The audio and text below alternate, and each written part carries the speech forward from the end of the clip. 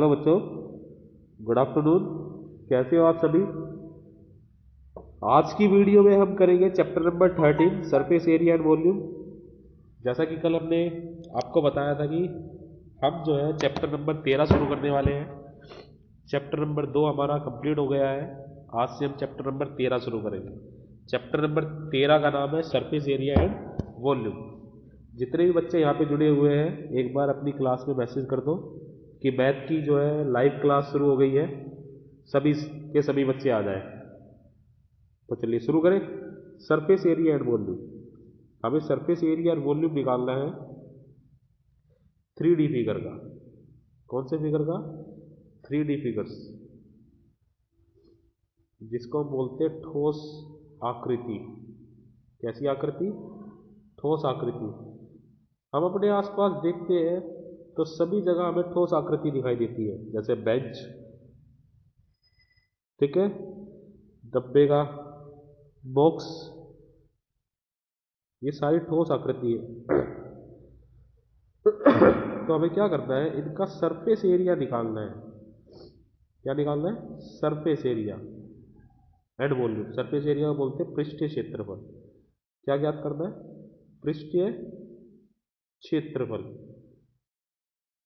क्षेत्रफल नहीं है ये, पृष्ठीय क्षेत्रफल है। जब हमारे पास ठोस आकृति होगी तो उस ठोस आकृति को हम सामने से देख सकते हैं, पीछे से देख सकते हैं, दाएं से बाएं से, ऊपर से नीचे से, तो हम सारी जगह से इसको देख सकते हैं। ये 3D फिगर होता है, ठीक है। आज की इस वीडियो में हम जो है एक्सरसाइज 13.1 के कुछ क्वेश्चन करेंगे, और हम आज की वीडियो में एक 3D फिगर लेंगे, दो 3D फिगर लेंगे, घनाभ और घन। इनकी बात करेंगे आज हम, ठीक है। इनकी बात करेंगे, इनका फॉर्मूला लिखेंगे, घन और घनाभ। करें स्टार्ट? चलिए स्टार्ट करते हैं।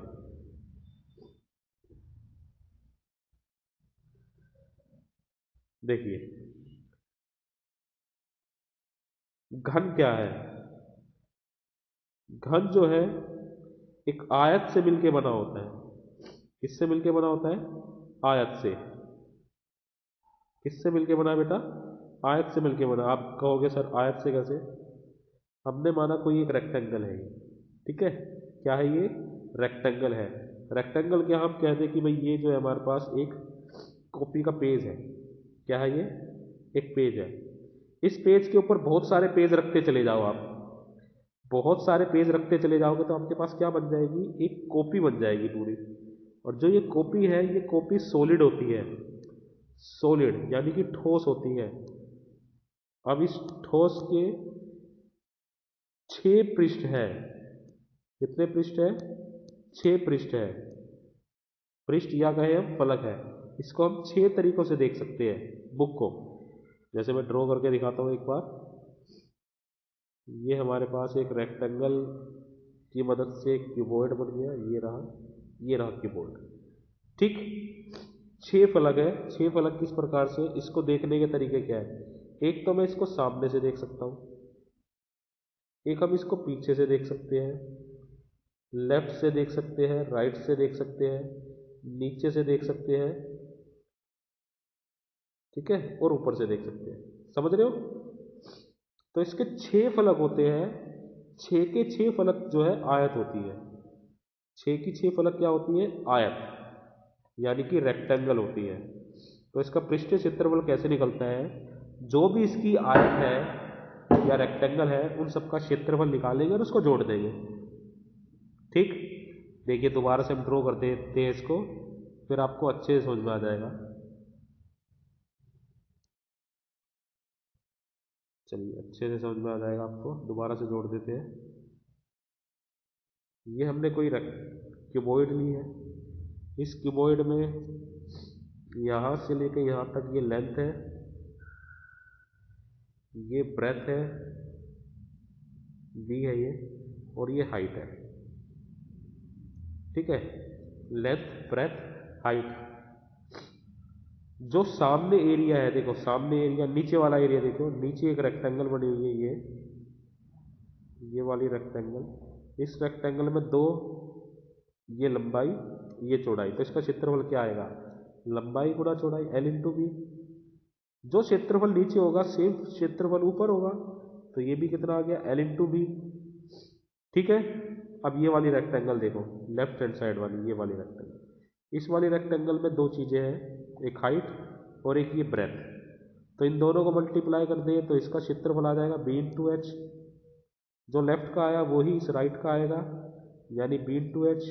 तो हमारे पास 2 LB आ गए, LB 2 बार, BH भी 2 बार। ठीक है। अब सामने वाला देखिए, ये सामने वाला, ये वाली रेक्टेंगल, इस सामने वाले में हाइट है और ये लेंथ है, तो इन दोनों की मल्टीप्लाई करी L into H, L H. तो ये भी 2 LH होंगे, 2 LH, एक सामने वाला और एक पीछे वाला, दोनों को जोड़ दो।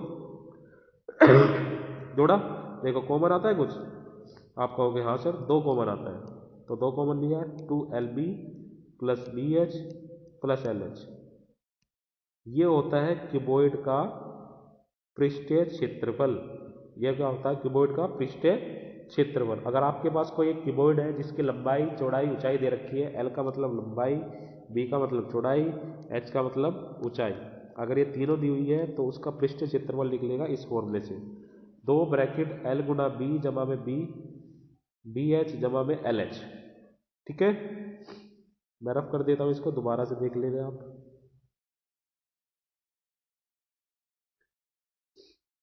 देखिए दोबारा से ड्रॉ कर देते हैं हम।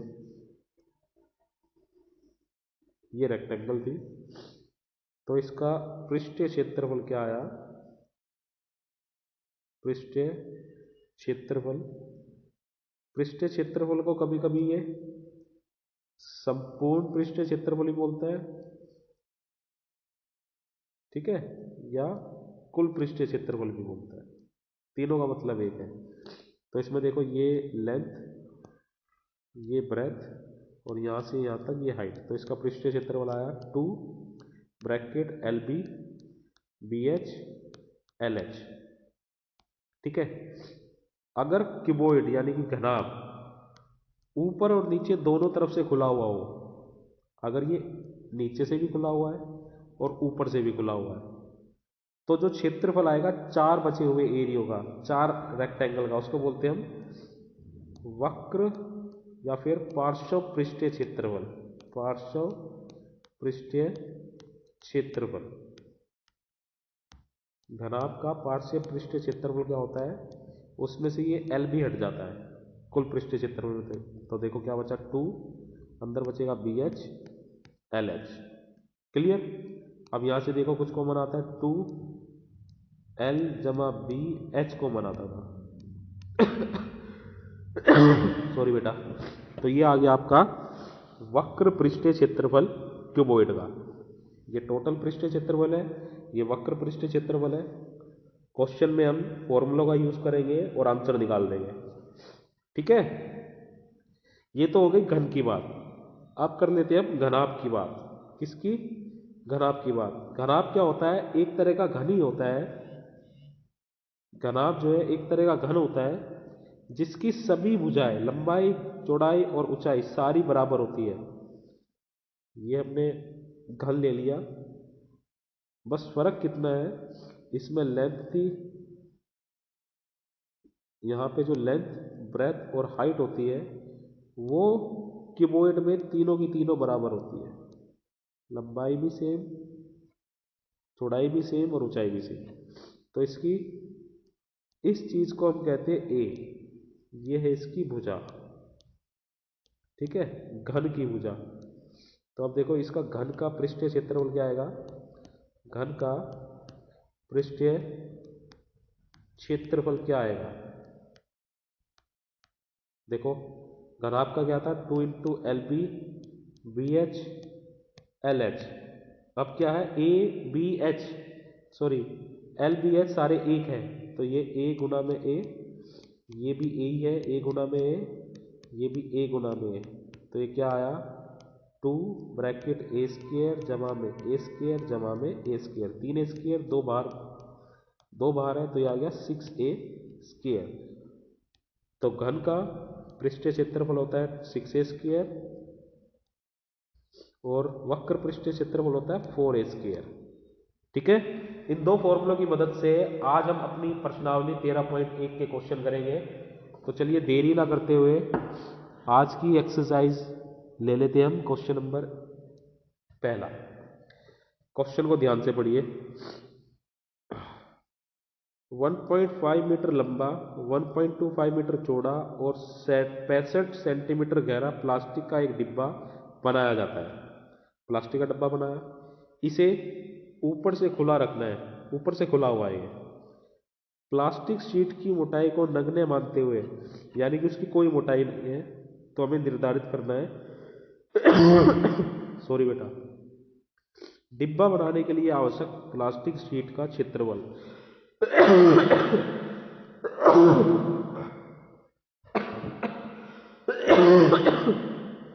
सॉरी बेटा, देखो जितना डब्बे का क्षेत्रफल होगा उतना ही प्लास्टिक का क्षेत्रफल होगा। तो अब हम देखते हैं हमें क्या क्या दिया हुआ है। तो हमें दिया हुआ है डिब्बे की लंबाई, ये लिखते हैं हम, डिब्बे की लंबाई एल से दर्शाया था, ये हमारे पास 1.5 मीटर एम से दर्शाया। डिब्बे की चौड़ाई, चौड़ाई को बी से दर्शाया, ये हमें दिया हुआ है 1.25 मीटर। और डिब्बे की गहराई हमें दे रखी है, जो ये गहराई है ये ऊंचाई का काम करेगा, यानी कि h 65 सेंटीमीटर। ये दोनों हमारे पास मीटर में है और ये सेंटीमीटर है, तो इसको मीटर में बदल लेंगे। मीटर में बदलने के क्या करते हैं, 100 से डिवाइड कर देते हैं। तो इसको 100 से डिवाइड करा तो हमारे पास ये आ गया 0.65 मीटर। क्लियर। अब देखो पहले में क्या पूछ रहा है, प्लास्टिक शीट का क्षेत्रफल। तो प्लास्टिक शीट का क्षेत्रफल आ जाएगा, प्लास्टिक शीट का क्षेत्रफल बराबर में डिब्बे का पृष्ठीय क्षेत्रफल, डिब्बे का पृष्ठीय क्षेत्रफल। ठीक है। अब देखो जो ये डब्बा है ये ऊपर से खुला हुआ है, डब्बा क्या है, ऊपर से खुला हुआ है। ऊपर और नीचे वाले का एरिया होता था LB, यानी 1 LB नहीं होगा, तो डिब्बे का पृष्ठीय क्षेत्रफल होगा LB जमा में 2BH जमा में 2LH। ठीक है। देखो यहाँ पे हमने 2LB क्यों नहीं लिखा है, क्योंकि एक ही हमारे पास LB होगा, नीचे वाला, ऊपर वाला से तो ये खुला हुआ है। ठीक है, LB ऐसे ही रखो और यहाँ से देखो 2 कॉमन आ जाएगा, यहाँ पे रह जाएगा L प्लस B और यहाँ से H। अब A B H की वैल्यू पुट करनी है हमें यहाँ पे और हमारा आंसर आ जाएगा। ऊपर वाले को मैं रफ कर देता हूँ और आंसर निकालेंगे।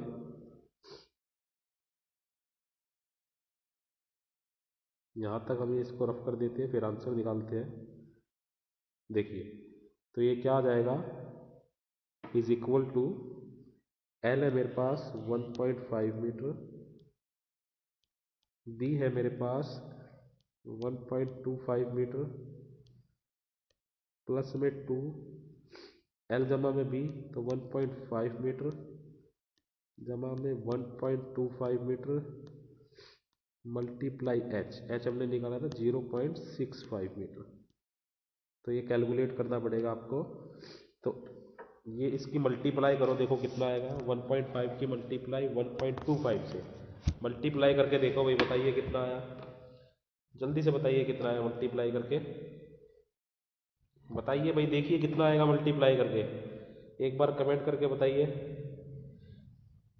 कमेंट करके बताइए साथ के साथ कितना आया मल्टीप्लाई करके।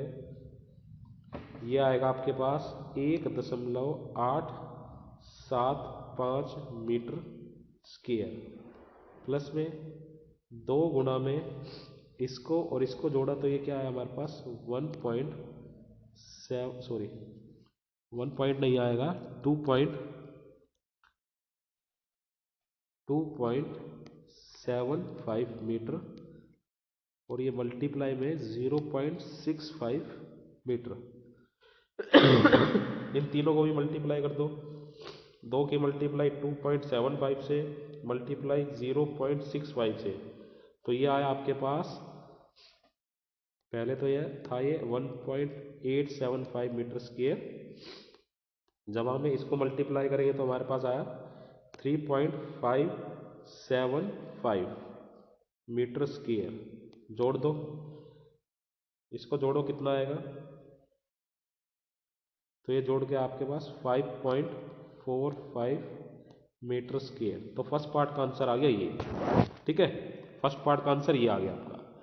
सेकंड पार्ट देखते हैं अब, नीचे वाला रफ कर रहा हूं मैं, ये फर्स्ट पार्ट का आंसर आया। सेकंड पार्ट में देखो क्या कह रहा है वो, सेकंड पार्ट में कह रहा है कि इस सीट का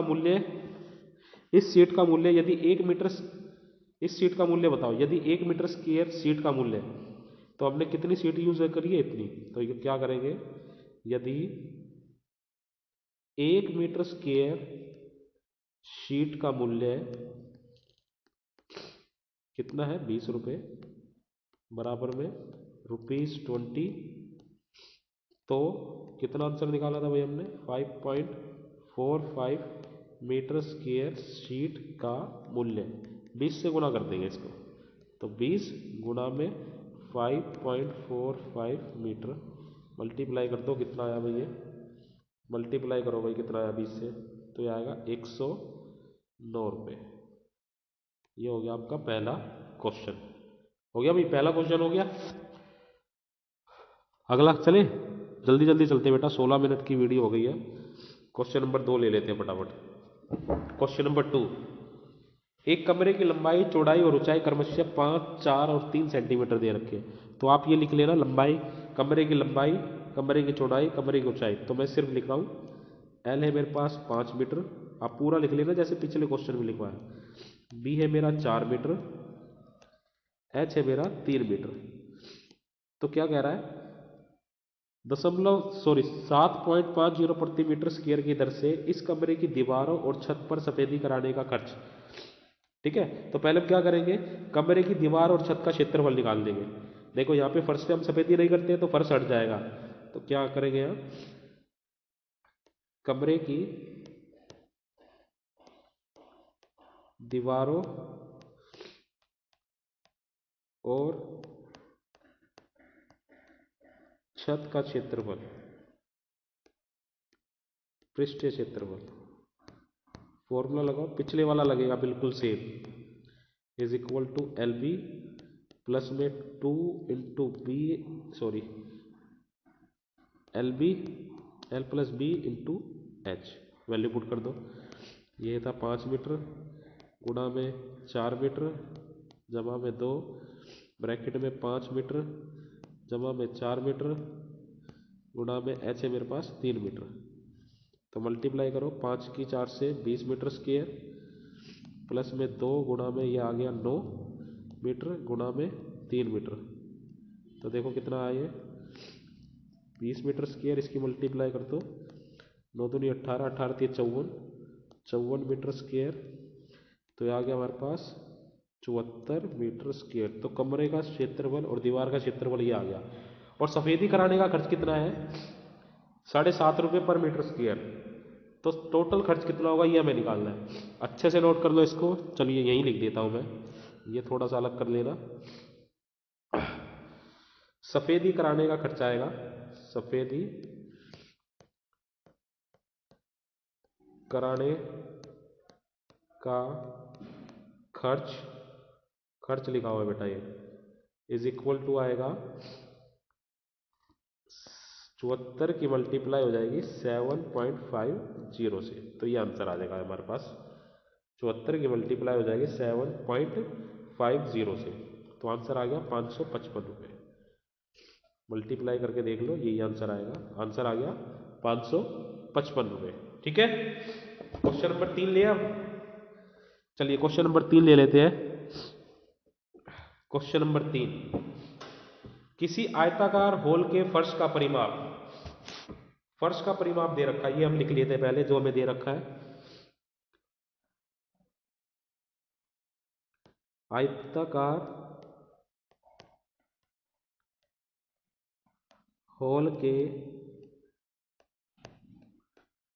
फर्श का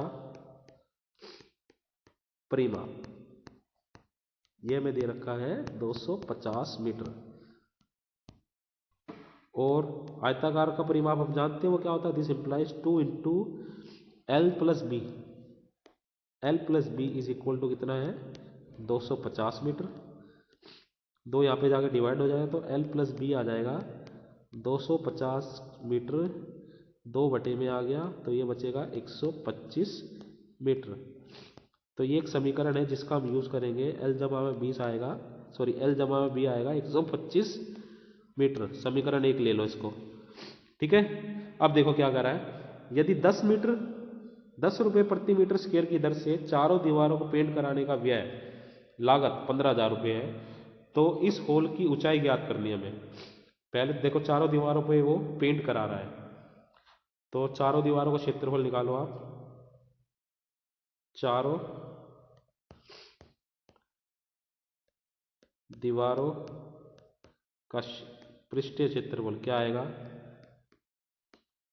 देखो जितना खर्च हुआ पेंट कराने में, कितना खर्च हुआ 15,000, कितने रुपए की दर से, उससे भाग कर देना, जितने रुपए की दर से आया उससे भाग कर दिया, 0 से 0 कट गई तो ये आ गया हमारे पास 1500 मीटर स्क्वायर। इतना है भाई दीवार का पृष्ठीय क्षेत्रफल चारों दीवारों का। और हम जानते हैं कि चारों दीवार है, नीचे भी और ऊपर भी हट गया, तो ये वक्र पृष्ठीय क्षेत्रफल है। तो दिस इंप्लाइज क्या आएगा 2 into L B into H is equal to आना चाहिए 1500 मीटर स्क्वायर, ठीक है। एल बी हमें पता है, एल प्लस बी, इसकी जगह हम क्या रख देंगे 25। ऊपर मैं रफ कर देता हूं फिर आप नोट कर लेना।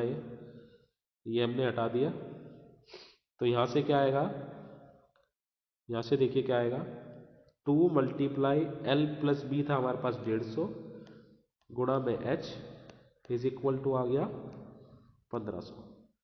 तो एच आ जाएगा, ये बटे में चले जाएंगे 1500 बटे में 2 गुणा में 150, 0 से 0 कटी, 15 से काट दो, 15 एकम 15, 15 एकम 15 0, 2 से कट गया 5, तो एच आ गया 5।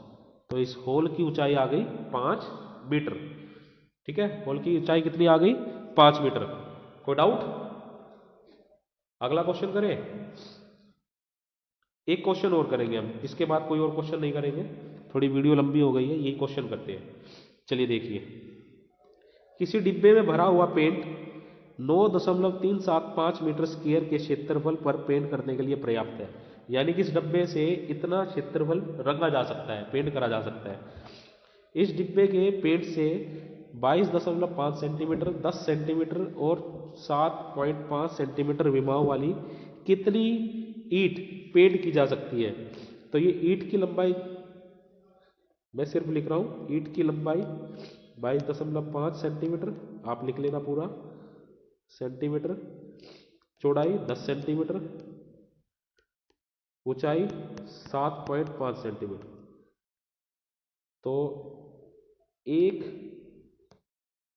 ईंट का पृष्ठीय क्षेत्रफल, पूरा पृष्ठीय क्षेत्रफल निकालना पड़ेगा। पूरा टोटल क्यों निकालना पड़ेगा, क्योंकि ईंट को जो है आप ऊपर नीचे दाएं बाएं सबसे ही, सब जगह ही इसको रगोगे, ठीक है। फॉर्मूला लगाया हमने, तो ये आ गया 2 ब्रैकेट एल है मेरे पास 22.5 मीटर गुणा में सेंटीमीटर था, सॉरी, गुणा में बी है मेरे पास 10 सेंटीमीटर प्लस बी है 10 सेंटीमीटर, एच है मेरे पास 7.5 सेंटीमीटर प्लस में एल है 22.5 सेंटीमीटर गुणा में एच है 7.5 सेंटीमीटर। तो मल्टीप्लाई कर दो, देखो कितना आया, 22.5 की 10 से करेंगे तो यह आएगा 225 सेंटीमीटर स्क्वायर, 10 की इससे करोगे तो यह आएगा 75 सेंटीमीटर स्क्वायर, 22.5 की मल्टीप्लाई करोगे 7.5 से तो यह आएगा 168.75 सेंटीमीटर स्क्वायर, ठीक है। सबको जोड़ लो, 225 जमा में 75 जमा में 168.75, तो जोड़ के आपके पास क्या आएगा, जोड़ के बताना भाई एक बार कितना आया, ये आएगा 0.75 सेंटीमीटर स्क्वायर।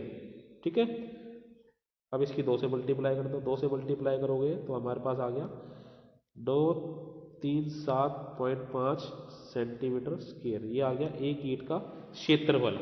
और हमें बताना था कि डिब्बे में जितना पेंट है वो कितनी ईंटों को रंग सकता है।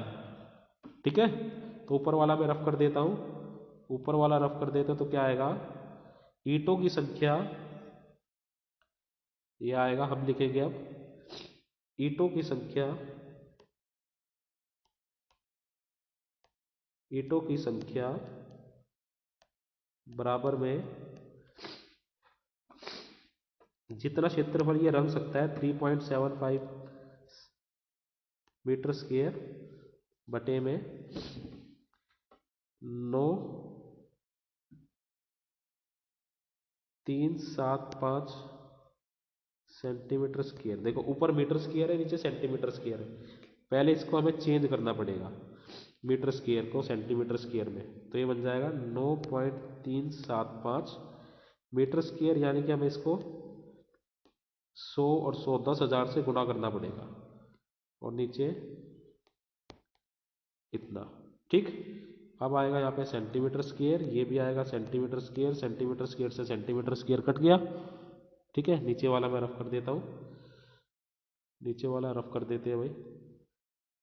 तो देखो क्या आएगा, ये ऊपर वाले को चेंज करेंगे, ऊपर वाला लिखा जा सकता है 9,375, पॉइंट हटाया तो नीचे आ जाएगी 30 गुणा में 100 गुणा में 100, 2 0 ये कट गई, 1 0 ये कट गई, और बटे में था 9,375।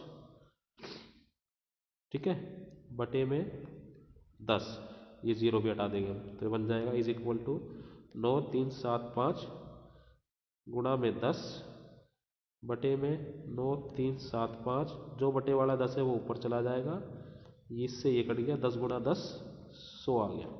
तो इस डिब्बे के उससे आप 100 ईंटें रख सकते हैं। ठीक है, आज की वीडियो में केवल हम इतना ही करेंगे बेटा। ठीक है, ओके बेटा, थैंक यू।